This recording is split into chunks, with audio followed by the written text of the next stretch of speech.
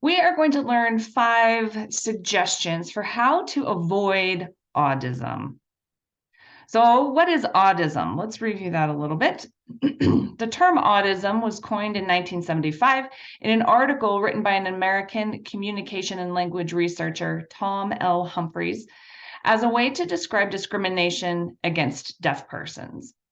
Autism can take a variety of forms, such as communication discrimination, various assumptions about what deaf persons need or cannot do, excluding deaf individuals from social or work environments, etc. Today, deaf and hard of hearing people are more represented in popular culture than ever before, but there are still gaping holes in what the hearing community understands about being deaf or hard of hearing.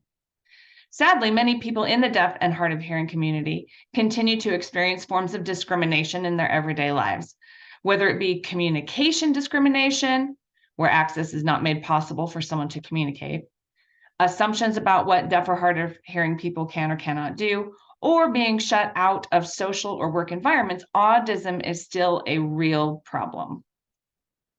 Here are 5 examples of autism and how you can avoid them. Sharing this knowledge with others goes a long way too. So remember that educating others is another great way to reduce autism. Number 1, not making an effort to communicate. Deaf people use different methods of communication, so don't assume. Be open to what works for them. Position yourself so they can see your face. Some deaf people can hear varying degrees of sound and clarity. So some of the sound is clear and some of it isn't, with a hearing device. Some deaf people are profoundly deaf and cannot hear any sound. Some deaf people can speak and are comfortable doing so. Some deaf people cannot speak. Some deaf people can speak but are uncomfortable doing so, often because of past criticism and or not very much practice. Like me going to France, trying to speak French. Really not a good idea. I do not have much practice. Some deaf people lip read, which is usually both difficult and exhausting. Some deaf people rely on ASL, American Sign Language, or on PSE, which is Pidgin Signed English. Some deaf people use an interpreter. Some deaf people utilize written communication or gestures.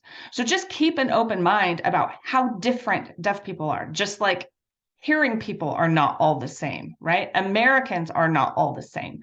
Japanese are not all the same. Asking a deaf person's communication preference is respectful. Ignoring a deaf person is deeply offensive. Making assumptions or decisions about their communication preferences is highly disrespectful. All right, here's number 2. Number 2 way to, well, common assumption and a way to avoid autism. So number 2, assuming deaf people can't do things. Don't assume a deaf or hard of hearing person can't do something just because they are deaf or hard of hearing. Number 3 is approaching deafness as a tragedy. Don't be sorry. Deafness is not an illness or a disease. Many deaf people are proud of their deafness, their language, and their community. Number 4 is patronizing. This is autism. Saying things like, oh, you do something so well for a deaf person, or commenting on their speech or hearing ability is offensive to a deaf person. It's patronizing.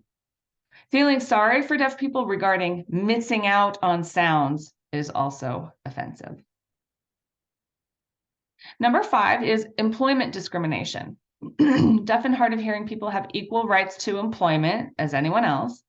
Deaf people have a variety of successful careers and abilities.